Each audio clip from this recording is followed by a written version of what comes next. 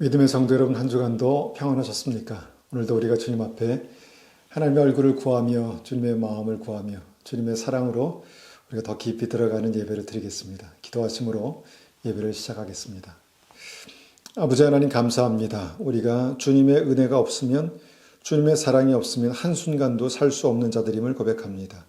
주님, 우리가 더 깊은 은혜 가운데, 더 깊은 사랑으로 주님의 사랑 가운데로 그렇게 들어가기를 원합니다. 하나님, 예배를 통해서 주님을 더 깊이 만나기를 원하고 우리를 사랑하시는 주님과 더 친밀하게 주님 우리가 만나기를 원합니다. 주님 은혜 베풀어 주시고 또 우리가 주님 앞에 감사함으로 또 찬송함으로 예배 드릴 때에 주님 우리 예배를 받아 주시옵소서. 주님 감사합니다. 예수님의 이름으로 감사하며 기도드렸습니다. 아멘. 이 시간도 우리가 하나님의 말씀을 읽고 이 말씀을 가지고 함께 기도하길 원합니다. 요한복음 15장 4절에서 7절까지의 말씀입니다. 요한복음 15장 4절에서 7절까지의 말씀입니다. 4절부터 받들어 읽겠습니다. 요한복음 15장 4절입니다. 내 안에 거하라. 나도 너희 안에 거하리라. 가지가 포도나무에 붙어있지 아니하면 스스로 열매를 맺을 수 없음같이 너희도 내 안에 있지 아니하면 그러하리라. 나는 포도나무요 너희는 가지라. 그가 내 안에 내가 그 안에 거하면 사람이 열매를 많이 맺나니 나를 떠나서는 너희가 아무것도 할 수 없음이라. 사람이 내 안에 거하지 아니하면 가지처럼 밖에 버려져 마르나니 사람들을 그것을 모아다가 불에 던져 사르느니라. 너희가 내 안에 거하고 내 말이 너희 안에 거하면 무엇이든지 원하는 대로 구하라. 그리하면 이루리라. 아멘.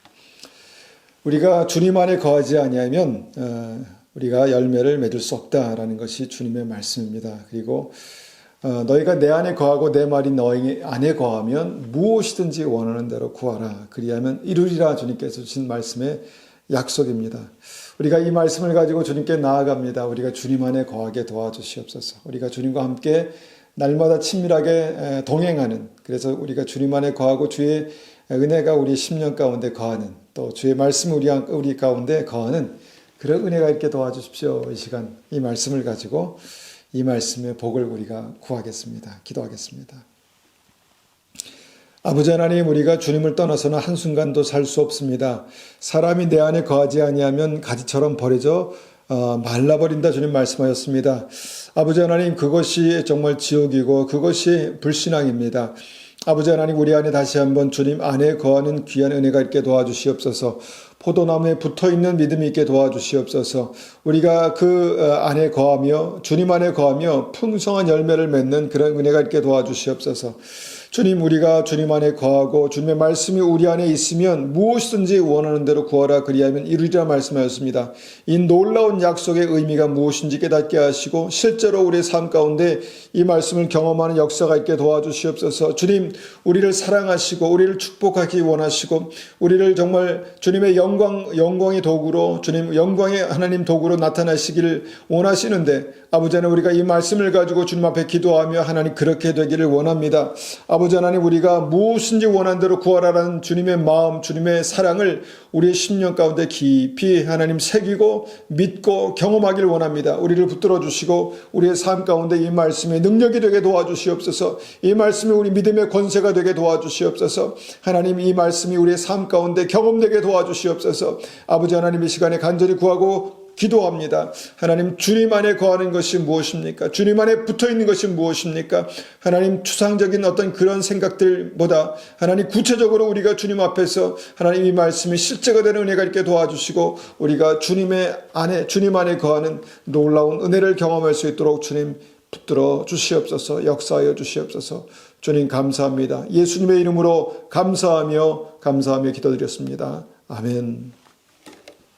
이 시간에 우리가 하나님, 우리 주님을 찬송하시겠습니다. 찬송 455장 주님께 찬송 올려드리겠습니다.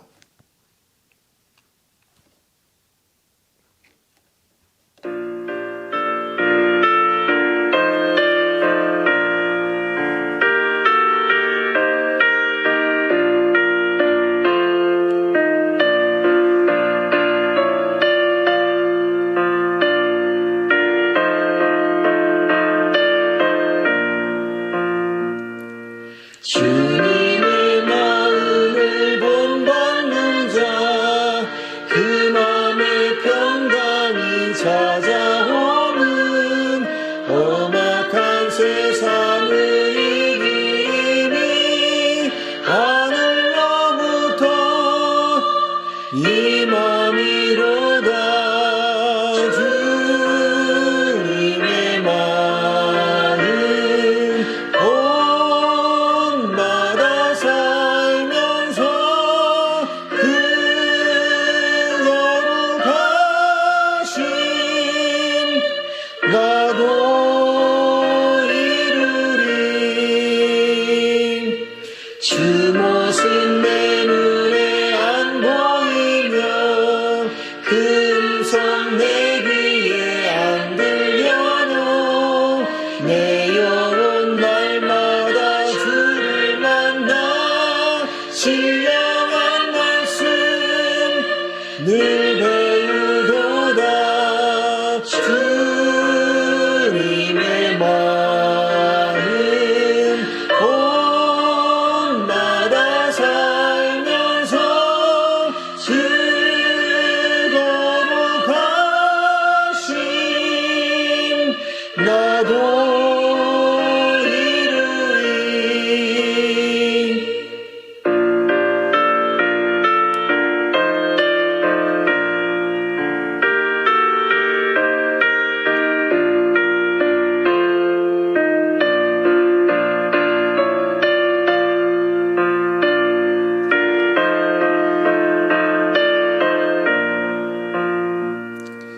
가는 길 거칠고 험하여도 내 맘에 불평이 없어지는 십자가 고난을 이겨내신 주님의 마음 본받음이라.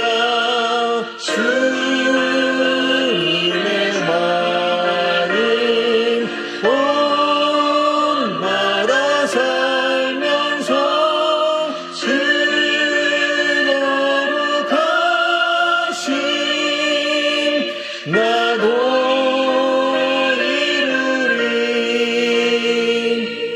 주 예수 세상에 다시 오실 그날의 무쌍도 변화하여 주님의 빛나는 그 영상을 다 함께 보며 주 찬양하리.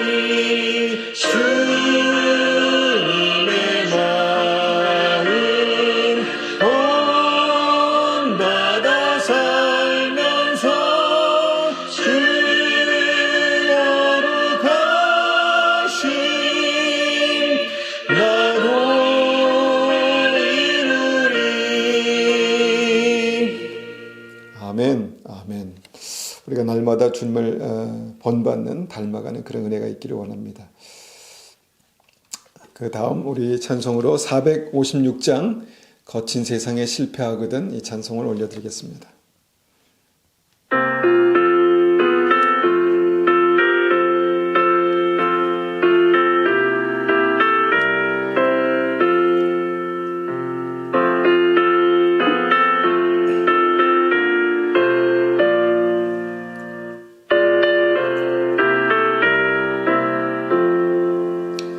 거친 세상에서 실패하거든 그 손 못 자국 만져라.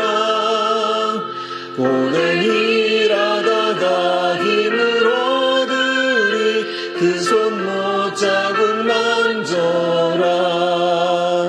그 손 못 자국 만져라. 그 손 못 자국 만져라.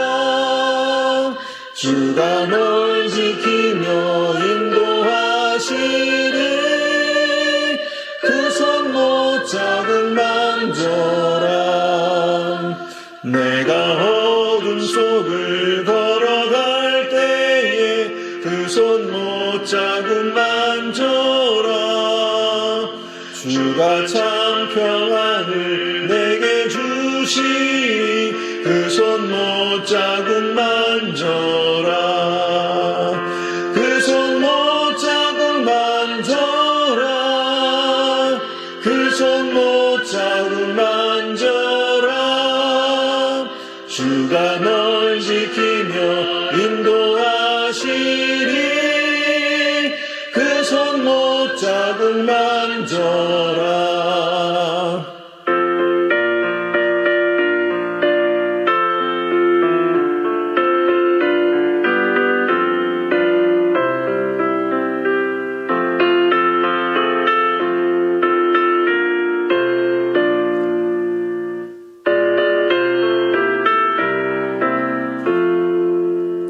내가 부활의 주 따라가려면 그 손 못자국 만져라 내가 주 안에서 길이 살리라 그 손 못자국 만져라 그 손 못자국 만져라 그 손 못자국 만져라 주가 널 지키며 인도하시리 그 손 못자국 만져라 너의 죄악의 짐 무거울 때에 그 손 못자국 만져라 마을 문 열고서 주를 모셔라 그 손 못자국 만져라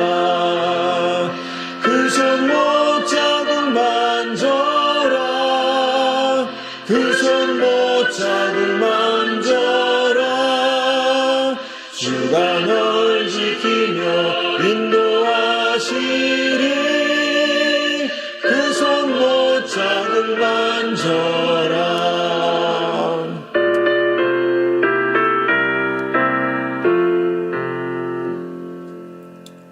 아멘. 우리가 날마다 주님의 십자가로 승리하는 귀한 은혜가 있기를 원합니다. 이 시간에 우리가 주님 앞에 감사의 예물을 드리겠습니다. 또한 감사의 기도를 올려드리겠습니다.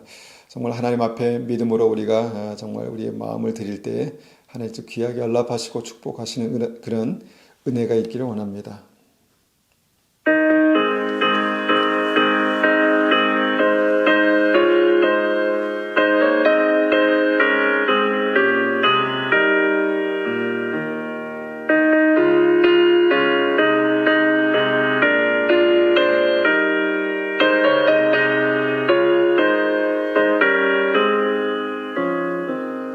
너희 마음에 슬픔이 가득할 때 주가 위로해 주시리라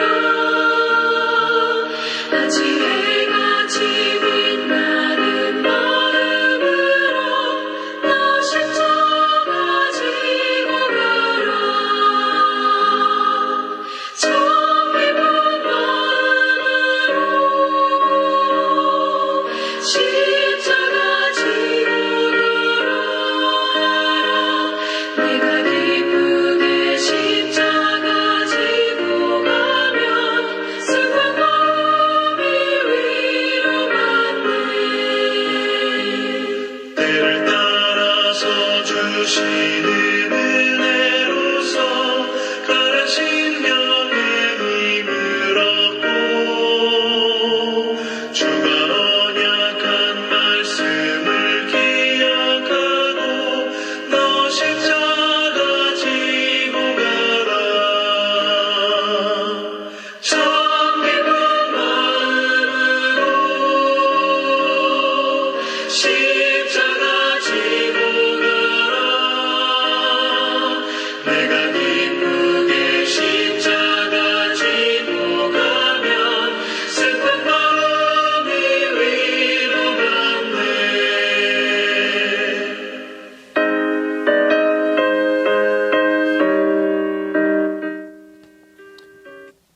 시간 우리가 드려진 헌금 위해서 한번 같이 기도하겠습니다.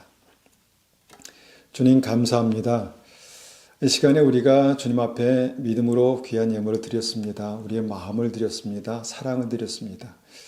아버지 하나님, 우리의 삶 가운데 주님의 은혜가 풍성합니다. 하나님, 우리의 삶 가운데 주님께서 주신 열매로 풍성하게 되기를 원합니다. 아버지 하나님, 이 시간에 우리 가정과 하나님 자녀들을 축복하시고 하나님, 우리의 사업과 하는 모든 일들을 축복하셔서 하나님께서 함께 하시는 믿음의 증거가 그렇게 나타날 수 있도록 주님 역사하여 주시옵소서. 아버지 하나님, 우리 믿음의 형제 자매들 하나님 멀리 떨어져 있지만 한 마음으로 이렇게 예배 드릴 수 있게 하심을 감사드립니다. 하나님, 우리가 믿음으로 주님 앞에 예배 드릴 때 한 마음으로 정말 한 성령 안에서 우리가 예배 드릴 때 주님의 마음이 우리의 심령 가운데 부어지게 하시고 주의 말씀이 부어지게 하시고 우리의 삶 속에 하나님께서 함께 계시고 일으키시고 승리하게 하시는 놀라운 은혜가 나타나게 도와주시옵소서. 하나님의 말씀은 살았고 운동력이 있습니다. 하나님, 그 말씀을 우리의 삶 가운데 직접 경험하고 하나님 그 말씀을 누리기를 원합니다. 하나님의 말씀을 우리의 심령 가운데 새겨 넣어 주시옵소서. 주님, 우리의 삶 속에 함께 계심을 감사를 드립니다. 예수님의 이름으로 감사하며 기도드렸습니다. 아멘. 아멘. 이 시간에 우리가 함께 하나님 말씀을 나누겠습니다. 함께 나눌 말씀의 제목은요, 몸의 비밀입니다. 몸의 비밀. 우리 요한복음 15장 1절에서 7절까지 말씀을 한번 같이 받들어 읽겠습니다.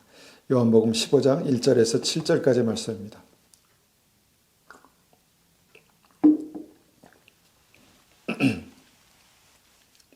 요한복음 15장 1절에서 7절까지의 말씀입니다. 1절입니다. 나는 참 포도나무요 내 아버지는 농부라. 무릇 내게 붙어있어 열매를 맺지 아니하는 가지는 아버지께서 그것을 제거해 버리시고 무릇 열매를 맺는 가지는 더 열매를 맺게 하려 하여 그것을 깨끗하게 하시느니라. 너희는 내가 일러준 말로 이미 깨끗하여졌으니 내 안에 거하라. 나도 너희 안에 거하리라. 가지가 포도나무에 붙어있지 아니하면 스스로 열매를 맺을 수 없음같이 너희도 내 안에 있지 아니하면 그러하리라. 나는 포도나무요 너희는 가지라. 그가 내 안에 내가 그 안에 거하면 사람이 열매를 많이 맺나니 나를 떠나서는 너희가 아무것도 할 수 없음이라. 사람이 내 안에 거하지 아니하면 가지처럼 밖에 버려져 마르나니 사람들이 그것을 모아다가 불에 던져 사르느니라. 너희가 내 안에 거하고 내 말이 너희 안에 거하면 무엇이든지 원하는 대로 구하라. 그리하면 이루리라. 아멘. 우리가 오늘 말씀을 보면요, 예수 믿고 천국 가는 믿음이 무엇인가에 대해서 아주 구체적으로 나와 있습니다. 무슨 진리가 이 말씀 가운데 마음에 확 와닿습니까? 내가 거듭난 후에도 우리가 그리스도 몸 안에 붙어 있는 것이 믿음이다라는 것입니다. 우리가 예수 믿고 거듭난 후에 그리스도 몸 안에 붙어 있는 것이 무엇인가? 이것이 그리스도의 몸, 이 교회에 주님께서 주신 비밀입니다. 여러분, 그리스도의 몸이 있습니까? 나에게 그리스도의 몸이 있습니까? 그리고 내가 그리스도의 몸 안에 붙어 있습니까? 이것이 천국 가는 믿음이다라고 오늘 말씀에서 우리에게 말씀하고 계십니다. 우리가 예수 믿고 혼자 신앙생활 할 수 있습니다. 그렇게 할 수 있습니다. 그러나 그렇게 하면 안 된다는 것입니다. 왜냐하면 그리스도의 몸 안에 붙어 있어야 주님이 머리시고 주님께서 나무시고 우리가 그 포도나무에 붙어 있는 가지들이라는 것입니다. 이런 어떤 구도 가운데 우리의 신앙생활이 그렇게 나아가야 진행되어져 가야 그것이 구원받는 믿음이다라는 것입니다. 그래서 혼자 신앙생활 하는 것은 위험합니다. 여러분, 내가 몸 안에 있을 때 정말 이 그리스도 안에 있는 생명은 역사합니다. 몸 안에 붙어 있지 않으면 여러분 그 생명은 역사하지 않는다라는 것이 오늘 말씀입니다. 사람이 내 안에 거하지 아니하면, 그리스도의 몸 안에 붙어 있지 아니하면 가지처럼 버려져 마르나니 사람들이 그것을 모아다가 불에 던지느니라. 이것이 바로 지옥이죠. 이것이 지옥입니다. 여러분, 몸에 붙어 있지 않은 신앙은, 여러분 곧 말라지고 곧 불에 던져질 신앙입니다. 이것을 우리가 천국 가는 믿음이다 볼 수 없는 것이죠. 그래서 우리가 영생을 얻고 천국 가는 믿음을 갖기 위해서 다시 한번 이 말씀을 아주 유심히 깊이 우리가 묵상하며 바라봅니다. 여러분, 나는 그리스도 몸에 연결되어 있습니까? 나는 그리스도의 몸에 연결되어 있습니까? 만약 그렇다면 어떻게 그것을 확인할 수 있을까요? 어떻게 확인할 수 있을까요? 이런 관점에서 우리가 이제 성경에 기록된 구원을 두 가지로 한번 설명해 볼 수 있습니다. 첫 번째는요, 거듭남입니다. 거듭남. 여러분, 거듭남의 비밀은요, 사람이 탄생하는 그런 생명의 신비로 풀 수가 있습니다. 남자와 여자가 사랑해서 결혼합니다. 그리고 이제 둘이 같이 한 몸을 이루면 그때 우리의 이 사람 몸 안에 하나님께서 만드신 난자와 정자가 만나서 한 생명을 만들어냅니다. 여러분, 이런 일들이 주님께서 창조하신 생명의 신비입니다. 그런데 이 생명의 신비가 우리 구원의 신비 안에도 그렇게 그대로 적용된다라는 것입니다. 무엇입니까? 우리가 하나님의 형상인 우리가 주님의 성령을 받아서 믿음으로 주님의 성령이 우리 안에 오시면 그때 born again, 다시 태어나는데 이것을 거듭남이다 이렇게 말씀하고 있습니다. 그래서 성경은 그 거듭남에 대해서 이렇게 말씀합니다. 요한복음 3장 5절입니다. 요한복음 3장 5절. 예수께서 대답하시되 진실로 진실로 내게 이르노니 사람이 물과 성령으로 나지 아니하면 하나님 나라에 들어갈 수 없느니라. 사람이 물과 성령으로 born again, 다시 나지 아니하면, 다시 태어나지 아니하면 하나님 나라에 들어갈 수 없다라고 주님께서 단정적으로 말씀하시죠. 여러분, 물과 성령으로 거듭나는 것이 구원의 시작입니다. 자, 물은 무엇입니까? 우리가 예수 믿기로 결정하고 주님께서 우리에게 허락하신 세례를 받는 것이죠. 세례를 받는 것입니다. 그래서 우리가 주님과 함께 죽고 주님과 함께 살아납니다 라는 믿음의 고백을 드리는 것이죠. 그럴 때 무엇입니까? 그럴 때 주의 성령께서 우리 안에 오신다는 것입니다. 물론 이것이 동시에 일어날 수 있고 어떤 시간차를 두어서 일어날 수 있지만 확실한 것은 물과 성령으로 거듭나는 것이 이 구원의 시작이다라는 것입니다. 그러면 끝입니까? 그렇게 구원받고 우리가 물과 성령으로 거듭나는 것이 시작인데, 그런데 오늘 말씀의 이 두 번째 중요한 구원받는 믿음의 핵심이 있다는 것입니다. 그것은 뭐냐면 두 번째로 그리스도의 몸의 일부가 되는 것입니다. 그리스도 몸의 일부가 되는 것입니다. 그것이 오늘 본문의 요한복음 15장 말씀이죠. 우리 5절 6절 말씀을 다시 한번 제가 받들어 읽겠습니다. 5절 6절입니다. 나는 포도나무요 너희는 가지라. 그가 내 안에 내가 그 안에 거하면 사람이 열매를 많이 맺나니 나를 떠나서는 너희가 아무것도 할 수 없습니다. 나를 떠나서는 너희가 아무것도 할 수 없습니다. 어떻습니까? 주님 안에 우리가 붙어 있어야 열매를 많이 맺고 정말 주님께서 우리에게 주시는 생명의 역사가 나타난다는 것입니다. 6절. 사람이 내 안에 거하지 아니하면 가지처럼 밖에 버려져 마르나니 사람들이 그것을 모아다가 불에 던져 사르느니라. 자, 가지로 되어 있어도 그것이 포도나무이신 주님에서 주님의 몸에 붙어 있지 않으면, 떨어져 있으면 버려져 말라버리고 그것을 모아다가 불에 던져 산다라고 말씀합니다. 이것이 이제 지옥이죠. 그래서 우리가 다시 한번 이 원리를 이제 생명의 원리와 한번 이렇게 연결해서 이해해 보면, 우리 아내의 몸속에 있는 난자와 또 우리 신랑의 몸속에 있는 그 정자가 만나서 수족란이 되죠. 이제 생명이 되는 것입니다. 그런데 그 생명이 만들어진 후에 어떻게 됩니까? 착상이 돼야 되죠. 태반에 착상이 되어야 온전한 생명으로 자라날 수 있다는 것입니다. 아마 이렇게 한번 생각해 볼 수 있을 것 같습니다. 우리가 오늘 본문 말씀 생명으로 거듭난 이후에 완성되어져 가는 그런 구원을 우리가 두 가지 그림으로 그렇게 연결해서 생각해 볼 수 있다는 것이죠. 거듭난 이가 포도나무이신 예수님께 붙어 있어야 그것이 온전한 구원으로 확인된다라는 것이죠. 우리가 말씀을 보면 실제 구원받는 모든 이들은요, 그리스도의 몸에 붙어 있는 믿음을 가지고 있었습니다. 예수님의 12제자, 특별히 우리가 그 교회로 내 믿음 위에 교회를 세우겠다 말씀하신 베드로의 경우를 보면 베드로 혼자 교회가 된 것이 아니죠.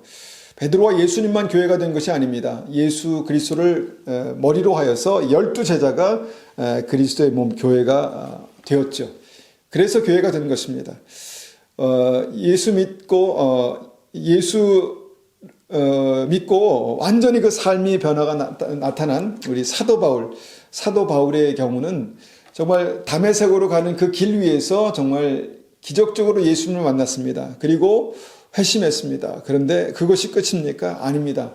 바나바를 통해서 제자들의 모임, 그 교회와 연결이 되었다는 것입니다. 그리고 그 교회 안에서 자라나고 교회 안에서 회복되고 사역하게 되었다는 것이죠. 그러니까 바울이 바나바를 통해서 그리스도의 몸의 일부로 받아들여진 것이 이제 사도행전 9장인데 이것이 굉장히 성경에는 중요한 사도 바울의 회심에 굉장히 중요한 포인트로 그렇게 기록되어 있다는 것이죠. 이 모든 말씀들이 무엇을 말씀하는 것입니까? 예수님을 만난 후에 그리스도의 몸, 교회가 되는 그런 구원의 과정이 있었다라는 것입니다. 반면에 우리가 이제 그리스도의 몸이 없는 구원이 있을까라고 해서 한번 생각해 보니까 믿은 후에 바로 세상을 떠났던 그 십자가, 예수님의 십자가의 오른편 강도가 생각납니다. 오른편 강도는요, 뭐 교회에 소속되고 그럴 시간적인 여유가 없었습니다. 그냥 예수 믿자마자 아마 죽었을 것입니다. 예수 믿자마자 이 세상을 떠났다는 것입니다. 그런 경우를 제외하고 거의 모든 사람들이 그리스도의 몸, 공동체, 교회가 있었다라는 것입니다. 이것이 오늘 우리가 생각해 보기 원하는 포도나무에 붙어 있는 믿음, 몸이 있는 믿음, 교회로 묶어지는 믿음, 이것이 이제 구원받는 믿음이다라는 것이죠. 그리고 우리가 또 이 반대적인 경우를 생각해 보면요. 그리스도의 몸에 붙어 있다가 나간 경우가 있습니다. 가룟 유다가 그런 경우라고 볼 수 있죠. 그러니까 주님께 실망하고 실족하여서 12제자가 함께 몸을 이루고 있었던 그 몸을 떠나갑니다. 포도나무에서 가지가 떨어져 나간 그런 상태가 된 것이죠. 왜 실망합니까? 실망할 분명한 이유가 있었죠. 마리아가 향유옥합을 깨뜨려서 주님께 부은 그 사건을 보면서 그가 생각하기에 예수님은 흐릿한 경제관념을 가지고 계시다라고 그렇게 오해한 것이죠. 충분히 그럴 근거가 있었고요. 그렇게 오해할 만한 어떤 그런 근거가 분명히 있었죠. 그 오해로 말미암아 가룟 유다가 대단히 실망하고 어떻게 했습니까? 그리스도의 몸을 떠났습니다. 사실은 가룟 유다 안에 있는 그 재정적인 죄가 오히려 예수님을 그렇게 오해하게 만들었다는 것이죠. 예수님을 판단하게 만들었다는 것이죠. 그래서 가룟 유다가 그리스도의 몸을 떠났습니다. 그리고 어떻게 됐나요? 그리고 예수님을 배반하고 은삼십에 예수님을 팔아버렸습니다. 그러니까 확실하게 그리스도 몸에서 분리된 어떤 그런 모습들을 보게 된다는 것이죠. 그러니까 그리스도의 몸의 머리이신 예수님을 그냥 잘라낸 것입니다. 예수님과 관계에서 잘려나간 것이죠. 그리고 나서 어떻게 됩니까? 스스로 정죄감에 목을 메고 목숨을 끊죠. 자, 밖에 버리져 말라지나니 결국은 불에 던져 사르느니라, 이 말씀을 생각하게 하는 아주 비참한 상황이 되어버립니다. 성경을 보면 이런 관점에서 우리가 말씀들을 볼 수 있는데요. 그 예수님의 오병이어 사건을 우리가 한번 생각해 봅니다. 예수님께서 말씀을 전하실 때 5,000명, 남자만 5,000명이 되는 그 굉장히 큰 무리가 모였습니다. 그들이 주님의 말씀을 하루 종일 듣고요. 그 다음에 주님의 기적을 보고요. 기적을 보고 기적을 맛보았습니다. 얼마나 은혜가 넘쳤겠습니까? 그런 귀한 말씀과 은혜를 체험하고 그들이 어떻게 됐습니까? 그리스도의 몸에 다 붙어 있었습니까? 아마 일부는 그랬겠죠. 그러나 많은 사람, 그 중에 많은 사람들이 그리스도의 몸에 붙어 있지 못했습니다. 어떻게 알 수 있습니까? 나중에 예수님께서 붙들리시자 예수님을 십자가에 못 박으라고 외쳤던 사람들이 이들이라는 것입니다. 5,000명이나 되는 사람들이 어디 갔겠습니까? 어디 갔습니까? 예수님께서 붙들려서 지금 예수님께서 위험한 상황에 처해 계시는데 그 5,000명의 사람들이 어디 갔습니까? 그리스도의 몸 밖에 있었다는 것입니다. 몸에 붙어 있지 않은 상태로 있었다는 것이죠. 그래서 우리가 이런 모든 것을 말씀을 우리가 한번 생각해 보면서 구원받는 믿음은 예수님을 영접하고 물과 성령으로 거듭난 이후에 포도나무이신 주님께 착상되어서 붙어서 생명을 공급받는 그런 상태로 있어야 되는 것이 우리가 구원이다라고 말씀드릴 수 있는 것입니다. 여러분, 물과 성령으로 거듭나면 바로 그리스도의 몸에 붙어 있게 됩니까? 여러분, 그리스도의 몸은 추상적인 것이 아닙니다. 실제입니다. 실제. 사람과 사람이 모여서 두세 사람이 그리스도의 이름으로 모인 곳에 나도 그들과 함께하리라 라고 말씀하신 그 공동체 안에 공동체가 바로 그리스도의 몸이 되는 것이죠. 그렇다면 내가 그리스도의 몸에 붙어 있는가? 그 확증을 한번 생각해 보자는 것입니다. 여러분, 내가 그리스도의 몸에 붙어 있는 그 증거가 무엇일까요? 내가 그리스도의 몸에 붙어 있다는 것은 어떤 것으로 말미암아 나와 그리스도가 연결되어져 있다는 것입니다. 그리고 주님의 생명이 공유된다는 것이죠. 자, 주님과 내가 그리스도의 몸 안에 연결되었다는 그 증거, 첫 번째 증거는요. 주님의 생명이 내 안으로 흘러들어오는가입니다. 주님의 생명이 내 안으로 흘러들어오는가. 다시 말하면 생명의 말씀이 내 안에 흘러들어오는가입니다. 하나님의 말씀은 생명을 살리는 능력입니다. 생명입니다. 말씀은 단순히 지식이 아니라 내 안에 들어와서 나를 살리고 일으키는 생명이라는 것입니다. 그런데 이 말씀이요, 막히는 경우가 있다는 것입니다. 내가 말씀을 듣지만 이 말씀이 나의 심령으로 들어오지 못하고 이 말씀이 이 귀를 통해서 들어와서 이쪽 귀로 나가버리는 경우가 있다는 것입니다. 우리가 이런 경우를 어떻게 이해할 수 있을까요? 우리가 이제 사람의 혈관을 생각해 보면요. 혈관은 몸에 생명이 공급되는 중요한 기관입니다.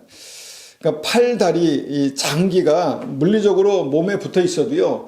혈관을 통해서 영양과 산소가 생명이 공급되지 않으면 어떻게 됩니까? 괴사합니다. 죽습니다. 썩습니다. 특히 우리 몸의 심장과 같은 중요한 이 장기는요. 이 혈관, 생명이 공급되는 이 혈관이 막히면 어떻게 됩니까? 심장이 멈추고요. 몸 전체가 위독해진다는 것입니다. 수술해서라도 이 막힌 혈관을 뚫어야 되겠죠. 그런데 이 영적인 혈관도 좁아지고 막혀질 수 있다는 것을 우리가 한번 생각해 보자는 것입니다. 좁아지고 막혀지면 어떻게 되겠습니까? 생명의 말씀이 공급되어도 내 몸 안으로 들어오지 않는 경우가 있을 수 있다는 것입니다. 어떤 경우일까요? 여러분, 우리의 몸이 아주 비대해지면 우리의 몸이 아주 비만, 요새 병원에 가면 비만 상태를 측정하지 않습니까? 근데 고도 비만, 비만이 심해지면 어떻게 됩니까? 우리의 몸뿐 아니라 우리 혈관 조직도 그렇게 비대해진다라는 것입니다. 그러니까 이제 영적인 비만이라고 우리가 이제 말해볼 수 있습니다. 영적인 비만. 그러니까 비만이 어떻게 옵니까? 먹고 움직이지 않으면 비만이 됩니다. 많이 먹고 움직이지 않으면. 그러니까 말씀을 먹고 움직이지 않으면 영적인 비만이 될 수 있습니다. 말씀을 먹고 기도하지 않고요. 말씀을 먹고 전도하지도 않고, 말씀을 먹고 사랑하지도 않고, 말씀을 먹고 봉사 섬기는 것도 없고, 그렇게 되면 우리의 몸은 그 말씀으로 말미암아 마치 지방 덩어리가 우리의 몸과 혈관을 가득 채우고 그 흐름을 막는 것처럼 그렇게 될 수 있다는 것입니다. 여러분, 말씀을 먹고요. 그냥 누워서 머리로만 생각하는 신앙이 있을 수 있습니다. 그러니까 말씀을 먹고요. 몸을 움직이지 않는 신앙이 있을 수 있다는 것이죠. 저는 이 시대에 기독교가 이런 어려운 문제를 만났다고 봅니다. 말씀이 넘쳐나는 시대에 많은 사람들이 말씀을 듣고 말씀을 듣는 것이 소중하지만 그 말씀을 듣고 가만히 있다는 것입니다. 듣고 움직이지 않는다는 것입니다. 그래서 어떻게 됩니까? 영적인 비만이 됩니다. 영적인 비만 상태가 되면 어떻게 됩니까?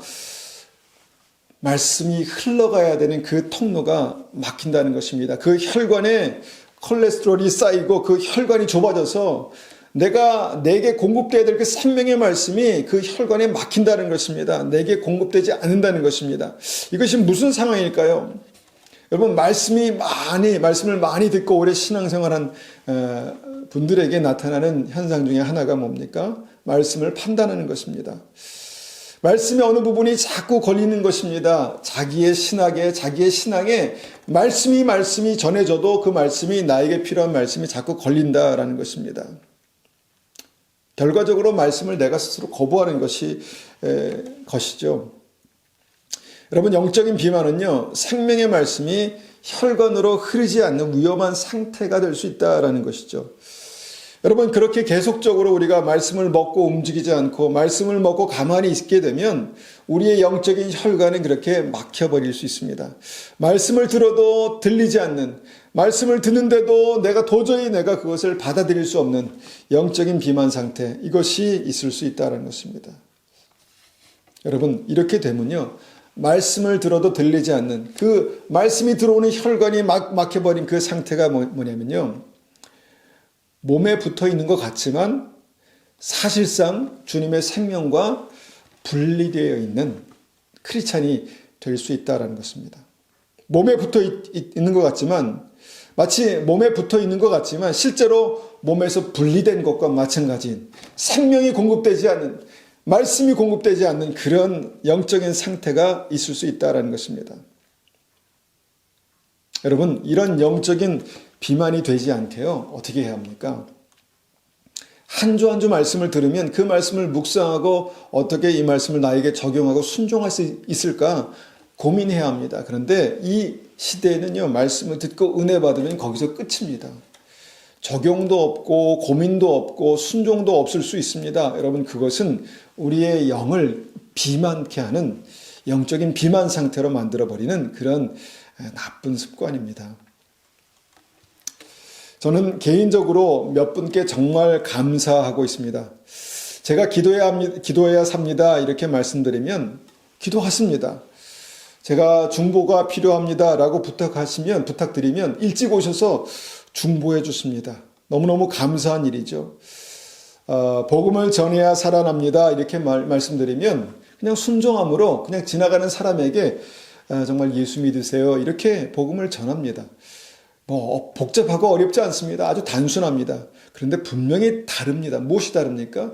말씀이 들어가면 움직인다는 것입니다. 교회에서 봉사하시는 한 분 한 분을 기억할 때마다 너무나 감사합니다. 왜냐하면 그분들의 마음 속에 정말 하나님을 경외하는 어떤 그런 심령, 사랑이 그렇게 삶으로 표현되고 나타나기 때문입니다. 말씀을 듣고 말씀이 들어가서 움직이게 되는 것이죠. 사람마다 각기 다른 모습으로 그렇게 말씀을 듣고 순종하며 움직이는 것이 믿음이고 움직이는 것이 생명입니다. 행함이 없는 믿음은 죽은 믿음이다 라고 말씀하시는 것이 바로 이 반대의 경우죠. 말씀을 듣고 가만히 있는 것은 죽은 믿음입니다. 말라져 밖에 버리고 나중에는 모아다가 불에 던져지는 믿음이다라는 것이죠. 그래서 움직여야 삽니다. 기도해야 살고 찬송해야 살고 전도해야 살고 봉사해야 살고 사랑해야 삽니다. 실제로 우리의 믿음은 그렇게 움직여져야 살아난다는 것입니다. 머리만 굴러가는 그런 믿음은요, 건강한 믿음이라고 볼 수가 없습니다. 두 번째, 우리가 말씀이 들어가서 말씀이 공급되는 혈관이 막히는 경우가 있는데요. 이것은요, 아무거나 먹는 것입니다. 아무거나. 우리가 이제 먹는 것이 참 입맛이 좋은 분들이 있죠. 아무거나 잘 드시는 분. 이것이 몸에 좋은지 나쁜지 가리지 않고도 그렇게 아무거나 잘 드시는 분이 계시죠. 먹다 보면 건강에 좋은 것도 있고요. 불량식품도 있을 수 있습니다. 그런데 입에 맞는다고 우리가 그렇게 불량식품을 먹으면 되겠습니까? 그런데 그것을 계속해서 먹다 보면 몸에 문제가 된다는 것이죠. 내 입맛에 맞는다고 우리가 어떤 매 끼마다 소갈비만 이렇게 많이 먹는다면 정말 좋겠다 그렇게 생각하시는 분도 계시겠지만, 여러분, 매 끼마다 소갈비로 그렇게 맛있게 먹으면 아마도 혈관이 막히지 않을까 이런 생각도 합니다. 좋은 음식이라도 한쪽에 지나치게 치우치면 그것이 건강을 해칠 수 있다는 것입니다. 그런데 특별히 어떻게 건강이 해쳐진다는 것입니까? 영적인 혈관이 막힌다는 것입니다. 혈관에 계속 노폐물이 쌓일 수 있다는 것이죠. 그래서 우리가 아무거나 아무 곳에서나 이렇게 말씀을 먹는 것에 대해서는 좀 분별이 필요합니다. 주의와 분별이 필요합니다. 그래서 좀 세긴 하지만 생명의 말씀은요, 내가 속한 몸을 통해서만 공급됩니다. 생명의 말씀은 내가 속한 몸을 통해서만 공급됩니다. 성령께서 그렇게 하시는 것입니다. 성령께서. 왜냐하면 내게 필요한 말씀이 무엇인지 아시는 성령께서 내가 속한 그리스도의 몸을 통해서 말씀을 공급받게 하시는 것입니다. 여러분, 그 예가 무엇입니까? 요한계시록의 7 교회의 예를 우리가 볼 수 있습니다. 요한계시록의 7 교회가요, 다 주님의 말씀을 듣습니다. 생명의 말씀을 듣습니다. 그런데요, 여러분, 이 말씀, 7 교회가 들은 말씀들을 자세히 한번 살펴보면요, 승리해야 구원이다, 이 공통된 주제의 말씀 외에는요, 다 다릅니다. 다 다릅니다. 다 적용해야 될 말씀이 다르고요, 다 들어야 될 말씀이 다릅니다. 뭐 중복되는 말씀은 거의 없다고 봐야 합니다. 무슨 말씀입니까? 각 교회가, 그리스도의 몸이 들어야 될 생명의 말씀이 다 조금씩 다를 수 있다라는 것입니다. 물론 결론은 믿음이고 결론은 구원입니다. 그렇지만 생명의 말씀이 7 교회에게 다 달랐다라는 것입니다. 그런데 그 말씀을 누가 듣습니까? 각 교회에 속한, 그리스도의 몸에 속한 한 사람 한 사람이 그 교회를 통해서 생명의 말씀을 듣게 되는 것이고, 그 교회를 통해서 생명의 말씀이 구체적으로 필요한 말씀이 공급되는 것이다라는 것이죠. 여러분, 이렇게 각 사람에게 그리스도의 몸을 통해서 말씀을 공급하시는 것이 성령의 역사입니다. 그런데 한번 여러분 생각해 보십시오. 상상해 보십시오. 사대교회가 빌라델비아 교회에게 주시는 말씀을 들으면 어떻게 되겠습니까? 사대교회가요, 빌라델비아 교회에게 주시는 말씀이 은혜가 된다고 해서 자꾸 그것만 들으면 어떻게 될까요? 죽어가는 사대교회가 살아날 수 있을까요? 회개하고 돌이켜야 되는데 잘하고 있다 칭찬만 받으면 여러분, 그 교회가 살아날 수 있을까요? 살아날 수 없습니다. 영적으로 완전히 죽은 상태가 될 것입니다. 반대로 빌라델비아 교회가 사대교회에게 주신 말씀을 들으면 어떻게 되겠습니까? 근거 없는 정죄로, 막연한 정죄감으로 조금씩 그 영이 상하고 시들어갈 것이다 라는 것이죠.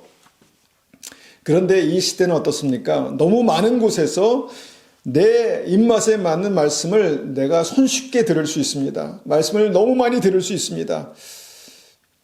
여러분, 이 말씀들이 분별이 되십니까? 이 말씀들이 정말 나에게 유익한 말씀이고 내게 주시는 성령의 말씀인가? 이것을 잘 분별해 들을 수 있는 은혜가 우리에게 필요합니다. 그렇지만 그렇지 못할 수도 있겠다라는 생각을 하게 됩니다.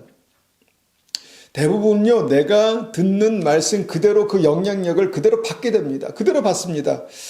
여러분, 우리가 소고기가 귀한 음식이지만 여러분, 이 소갈비만 몇 끼 먹는다고 상상해 보십시오. 영적인 비만이 될 수 있다라는 것입니다. 좋은 음식도요, 그것이 과하면 문제가 생길 수 있다라는 것을 생각해 보게 됩니다. 그러니까 내게 필요한 영양소가 있고 내게 필요한 음식이 있다라는 것입니다. 내가 먹는 것 중에 여러분, 불량식품이 없을까요? 있을 수 있다는 것입니다. 있을 수 있습니다. 그런데 그것이 내 입맛에 달기 때문에 계속해서 섭취한다면 건강에 이상이 생길 수 있다라는 것입니다. 여러분, 그 음식을 먹으면서, 그 말씀을 먹으면서 무엇이 불량식품인지 내가 어떻게 분별하겠습니까? 참 어렵습니다. 우리가 사 먹는 음식이 불량식품인지 아닌지 여러분, 그것을 먹기 전에 그 성분을 분석하고 그렇게 먹지는 않죠. 그냥 먹게 되는 것입니다. 그래서 무엇입니까? 그래서 집밥이 중요한 것입니다. 가정에서 아내가 또 엄마가 해주는 그 맛있는 집밥이 그래서 중요한 것이죠. 여러분, 우리가 균형 없게 아무거나 그렇게 먹게 되면요, 그것이 우리의 몸을 망가뜨리고요, 급기야는 정말 가장 중요한 생명의 통로, 이 혈관에 콜레스테롤과 지방과 노폐물, 이것을 가득 쌓아놓게 된다라는 것입니다. 그래서 계속해서 그것이 진행되면 어떻게 됩니까? 혈관을 막는 것이죠. 혈관이 막히면요, 나에게 필요한 생명이 공급되지 않는 것입니다. 내게 꼭 필요한 말씀을 들어도 그 말씀이 내게 흘러 들어오지 못하는 것입니다. 생명이 되지 못하게 되는 것입니다. 요새 몇몇 분들을 만나면서 참 가슴 아픈 일이 있습니다. 요새 우리가 인터넷에 말씀을 보게 되면요, 어떤 분들은 한국 교회와 그 목회자들에 대한 넘쳐나는 그 아주 날카로운 비판의 말씀을 전합니다. 물론 그 말씀이 사실인지는 우리가 검증을 해봐야 되겠지만 굉장히 시원합니다. 내 가려운 곳을 긁어주는 것 같은 그런 시원한 마음이 듭니다. 여러분, 이 말씀이 굉장히 많고요. 어떤 분들은 그 말씀에 심취해 있습니다. 만약에 그 말씀이 그 어떤 교회에 해당된다면 그 교회는 회개해야 되겠죠. 돌이켜야 할 것입니다. 그 말씀이 어떤 목회자에게 해당되는 말씀이라면 정말 듣고 회개하고 돌아서야 되겠죠. 그런데 여러분, 생각해 보십시오. 사실 그 문제와 상관없는 건강한 크리스찬이 지속적으로 그 말씀을 듣게 된다면 어떻게 될까요? 지속적으로 계속해서 그 말씀을 듣게 되면 어떻게 될까요? 병날 수 있습니다. 병날 수 있습니다. 어떻게 병이 납니까? 내가 속한 교회와 목회자에 대한 불신만 계속해서 생기게 되는 것입니다. 비슷한 어떤 그 모양만 봐도, 비슷한 어떤 그런 징조만 봐도, 저 사람 잘못된 거 아니야? 저게 문제가 많은 거 아니야? 여러분, 그것이 우리의 신앙에 무슨 유익이 되겠습니까? 여러분, 내가 그 말씀을 그렇게 듣는다면, 여러분, 그곳에서 듣는 말씀이 내게 소화가 되겠습니까? 소화가 되지 않는 것입니다. 아마도 그 듣는 말씀이 내 혈관 속에 그냥 찌꺼기로 남아있게 될 수도 있겠다라는 것입니다. 여러분, 내가 그렇게 받은 어떤 특별히 부정적인 말씀들을 우리가 그냥 쉽게 생각할 것이 아닙니다. 왜냐하면 이것이 계속해서 내 마음속에 찌꺼기로 남아서요, 이 혈관을 막고 있습니다. 내 믿음의 혈관을 막고 있을 수 있다는 것입니다. 그래서 어떻게 됩니까? 들어도 굉장히 비판적인 생각을 가지고 듣게 됩니다. 말씀을 들어도 내가 먹어야 될 말씀인데 말씀을 내가 믿음으로 아멘하고 먹지 못하고 비판적인 생각으로, 비판적인 마음으로 그 말씀을 먹게 된다는 것입니다. 그리고 급기야는요, 들어도 듣지 못할 수 있습니다. 말씀을 들어도, 내게 주신 생명의 말씀을 들어도 듣지 못할 수가 있다는 것입니다. 여러분, 우리가 이렇게 말씀의 통로를 스스로 막히게 할 수 있다는 것입니다. 여러분, 누가 이런 일들을 할까요? 누가 이런 일들을 합니까? 여러분, 매스미디어를 통해서 사단이 이런 일들을 합니다. 사단이 계속해서 정말 이 부정적인 얘기들을 많이 듣게 하면서 그 사람의 마음을 부정적이게 만듭니다. 그래서 삐뚤어진 시각으로 그 말씀들을 보게 되고요. 듣게 되면 여러분, 그것이 그렇게 보이게 된다라는 것입니다. 어떤 부분은요, 교회와 목회자에 대한 부정적인 어떤 이런 메시지가 이 시대 크리스찬들을 병들게 하고 있다라는 생각을 합니다. 그 메시지를 듣고 믿음으로 기도하며 중보하며 눈물로 중보할 수 있다면 얘기는 다르겠죠. 그런데 그런 메시지를 듣고요, 함께 비판하면서 함께 정죄하면서 내 마음속에 그 비판과 정죄를 쌓아가고 있다라는 것입니다. 그것만 쌓이겠습니까? 내가 속한 교회와 목회자에 대한 불신이 조금씩 싹트게 될 것입니다. 말씀을 들어도 말씀이 소화가 되지 않습니다. 혹시 그 문제가 여기에 연관되어 있는 거 아니야? 이렇게 생각될 수 있다는 것입니다. 말씀을 막는 것입니다. 혈관이 막힌 것입니다. 여러분, 이것을 그대로 장기간 방치하면요, 내가 몸 안에 있는 것 같지만 몸에 생명이 공급되지 않는, 그러니까 어떤 주님의 말씀과 분리된 신앙생활을 할 수 있다라는 것입니다. 이렇게 몸에서 분리될 수 있다라는 것입니다. 여기까지가 우리가 말씀이 내 안에 들어오지 못하는 이유입니다. 영적인 혈관이 그렇게 막히기 때문에, 영적인 비만과 내가 무분별하게 섭취하는 말씀을 통해서, 특별히 부정적인 말씀을 통해서 내 영적인 혈관이 막힐 수 있다는 것이죠. 두 번째, 우리가 몸 안에 내가 붙어 있고 생명으로 정말 건강에 붙어 있는 증거가 무엇입니까? 이번에는요, 생명이 나에게서 흘러나가는가입니다. 생명이 나에게서 흘러나가는가. 여러분, 피는요, 공급되지만 또한 흘러가야 생명이 유지됩니다. 말씀은 생명입니다. 말씀은 생명이죠.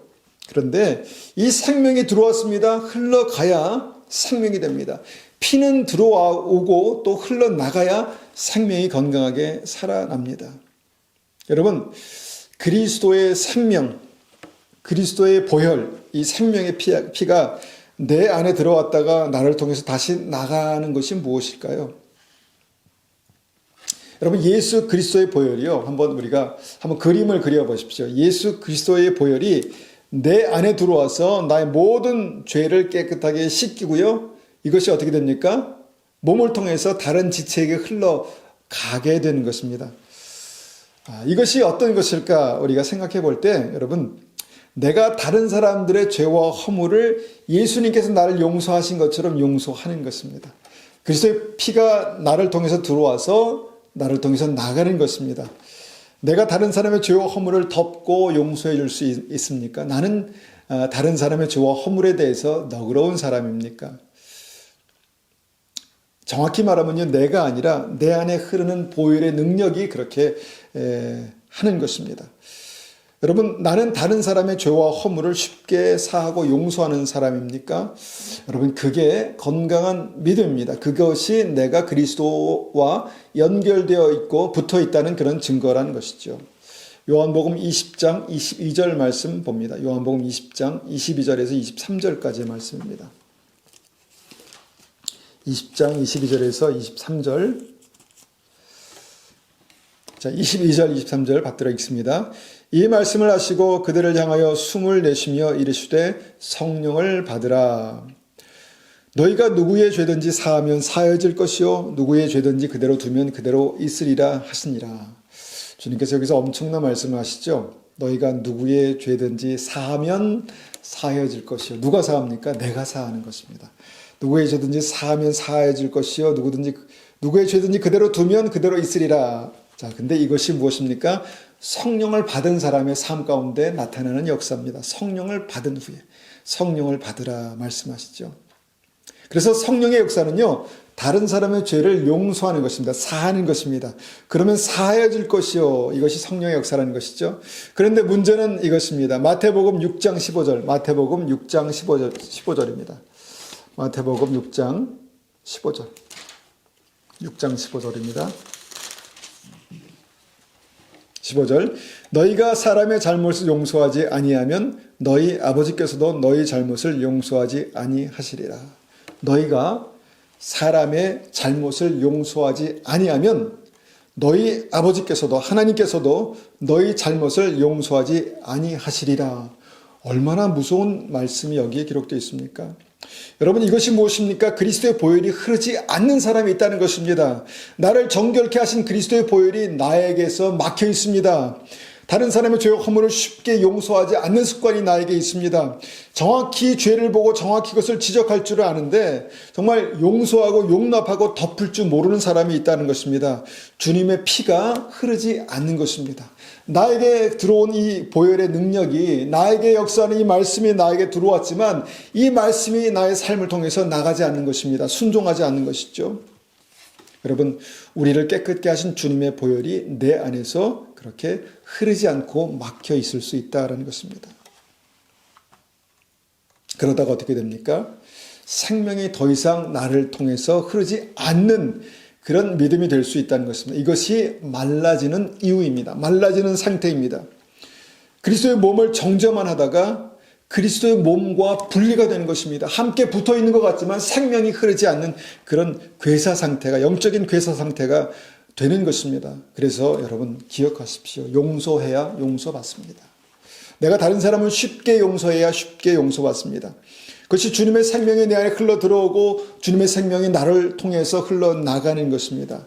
여러분, 말씀을 많이 아는 사람일수록요, 말씀을 많이 아는 사람일수록 말씀으로 사람들이 더 정확히 보입니다. 아, 저 사람의 문제는 이것이구나. 저 사람의 문제는 이것이구나. 말씀으로 더 정확히 본다는 것입니다. 그래서 어떻게 합니까? 판단하고 정죄하고 용서하지 못합니다. 쉽게 용서하지 못합니다. 왜냐하면 말씀으로 정죄했기 때문에, 정확한 말씀으로 그의 죄를 정확히 집어냈기 때문에 참 용서하기가 힘들다라는 것입니다. 여러분, 이것이 주님의 생명의 보혈이 나를 통해서 흘러가지 않는 이유입니다. 물리적으로는 몸 안에 붙어 있는 것 같지만 스스로 몸에서 끊어지기 쉬운 어떤 그런 영적인 괴사 상태가 될 수 있다라는 것입니다. 여러분, 나의 삶을 통해서 주님의 위로가 흘러가야 생명입니다. 나의 삶을 통해서 주님의 사랑이 흘러가야 생명입니다. 형제를 사랑하게 되는 것이 내가 그리스도의 몸 안에 있다는 증거가 될 수 있다는 것입니다.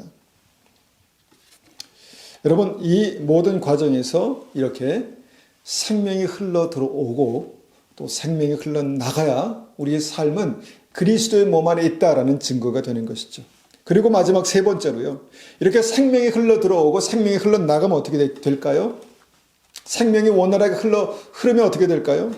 내 안에 풍성한 열매를 맺게 된다라는 것입니다. 요한복음 15장 5절 말씀이죠. 요한복음 15장 5절. 요한복음 15장 5절.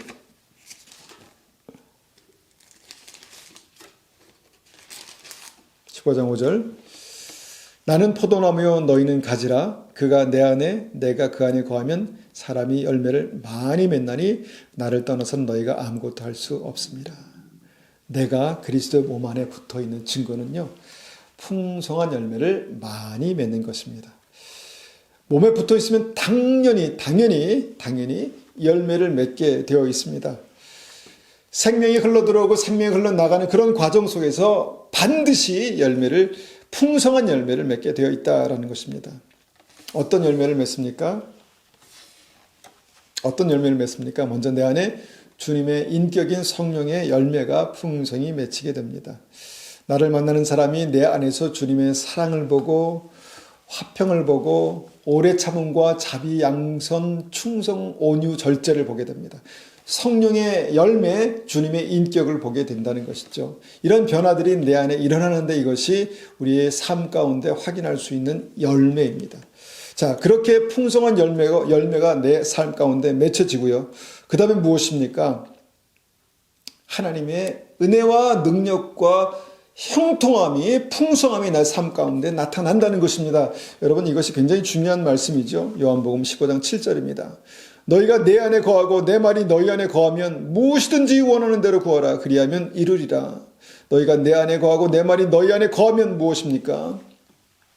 내가 그리스도의 몸에 붙어 있으면, 내가 그리스도의 몸의 일부가 되어 있으면, 하나님의 생명이 내 안으로 흘러 들어오고 하나님의 생명이 나를 통해서 나가면 무엇이든지 원하는 대로 구하라. 동서남북을 바라보라. 내가 밟는 땅을 다 너에게 주리라라는 주님의 마음이 다시 한번 여기에 고스란히 그렇게 표현되고 있습니다. 무엇이든지 원하는 대로 구하라. 그리하면 이루리라. 너무 은혜가 되는 말씀이죠. 너무 은혜가 되는 말씀입니다. 무엇이든지 원하는 대로 구하라. 어떤 조건도 다시지 않았습니다. 무엇인지 원하는 대로 구하라. 그리하면 이루리라. 여러분, 하나님의 은혜가 이것입니다. 하나님의 은혜가 이것입니다. 그런데 우리가 분명히 이 말씀을 통해서 이 은혜의 전제 조건이 무엇인지를 다시 한번 확인해 봐야 합니다. 전제 조건이 무엇입니까? 내가 그리스도 몸 안에 건강하게 붙어 있는 것입니다. 너희가 내 안에 거하고 내 말이 너희 안에 거하면, 즉 포도나무이신 주님께 붙어 있으면, 그리스도의 생명이 내 안으로 흘러오고 흘러나가면, 그래서 풍성한 열매를 맺으면 무엇이든지 원하는 대로 구하라. 그러면 다 이루리라. 주님의 사랑이고 주님의 은혜입니다. 여러분, 이런 믿음이, 이런 은혜가 우리 삶 가운데 나타나기를 원합니다. 이런 은혜가 우리 삶 가운데 반드시 나타나야 하겠습니다. 이런 은혜를 위해서 우리가 간절히 구하고 기도해야 하겠습니다. 그러면 무엇입니까? 우리가 그리스도의 몸에 붙어 있는 것입니다. 우리에게 몸이 얼마나 소중한지를 아는 것입니다. 그리스도의 생명이 예수 그리스도의 몸을 통해서 어떻게 흘러 들어오고 흘러나가는지를 아는 것입니다. 여러분, 이 말씀을 가지고 기도하십시오. 이 말씀을 통해서 우리의 심령을 살려내십시오. 건강한 그리스도의 몸으로 우리의 심령을 살려내는 그런 은혜가 우리 삶 가운데 풍성히 나타나기를 축원합니다. 이 시간에 우리가 한번 이 말씀을 가지고 기도하겠습니다. 하나님, 내가 그리스도의 몸의 일부입니까? 내가 그리스도와 하나 되어 있습니까? 포도나무 가지가 붙어 있습니까? 가지로 포도나무이신 주님께 붙어 있습니까? 그래서 주님의 생명이 나에게 공급되고 있고 주님의 생명이 나를 통해서 또한 흘러나가고 있습니까? 주님 그런 은혜가 있게 도와주시옵소서. 풍성한 은혜가 있게 도와주십시오. 그렇게 한번 같이 기도하겠습니다. 아버지 하나님 감사합니다. 날마다 주님의 은혜 가운데 우리가 살고 있습니다. 하나님 그 은혜가 무엇입니까? 그 은혜가 무엇입니까? 주님의 말씀이고 주님의 생명입니다. 그것이 우리의 심령 가운데 들어와서 우리가 아멘으로 그 말씀을 붙들고 믿음으로 살아갈 때 흘러나갈 때 하나님 그것이 능력이 되고 그것이 하나님의 권능이 되어서 우리의 삶을 살리고 일으키고 이기게 하시는 놀라운 은혜로 나타날 것입니다. 하나님 그런 은혜가 우리의 삶 가운데 있게 도와주시옵소서. 이 시간 간절히 구하고 기도합니다. 하나님의 생명이 들어오는 그 생명의 혈관이 혹시 막혀 있지 않습니까? 영적인 비만 상태에서 우리가 하나님 아무것도 하지 않기 때문에 말씀을 먹고 아무것도 하지 않기 때문에 우리가 영적인 비만 상태에 있지 않습니까? 움직이게 도와주시옵소서. 움직이게 도와주시옵소서. 하나님 혹시나 우리가 아무거나 먹어서 그 혈관이 노폐물로 가득 차 있습니까? 그렇지 않습니까? 하나님 우리가 다시 한번 영적인 분별함으로 집밥을 사모하는 그런 은혜가 있게 도와주시옵소서. 그리스도의 몸을 통해서 공급되는 그 말씀을 사모하고 우리가 그 그리스도 몸 안에 붙어있는 그런 놀라운 은혜가 있게 도와주시옵소서. 하나님 그래서 주님께서 우리에게 말씀하신 놀라운 몸의 비밀이 우리의 삶을 통해서 경험되게 도와주시옵소서. 우리가 그리스도 안에 거하면 주님의 말씀이 우리 심령 가운데 거하면 우리가 무엇인지 원하는 대로 구하라 그리하면 이루리라 말씀하시는 주님의 은혜가 우리의 삶 속에 나타날 수 있도록 주님 은혜 베풀어 주시옵소서. 주님 감사합니다. 감사합니다. 지금은 우리 주 예수 그리스도의 은혜와 하나님 아버지의 극진하신 사랑하심과 성령님의 충만하심과 인도하심이 오늘도 우리가 그리스도의 몸 안에 거하기 원하며 주님으로부터 생명과 말씀을 공급받기를 원하고 또 하나님 그 생명으로 그렇게 살아가길 원하는 우리 성도님들 머리 위에 가정 위에 교회 위에 지금부터 영원토록 함께 계시기를 축원하옵나이다. 아멘.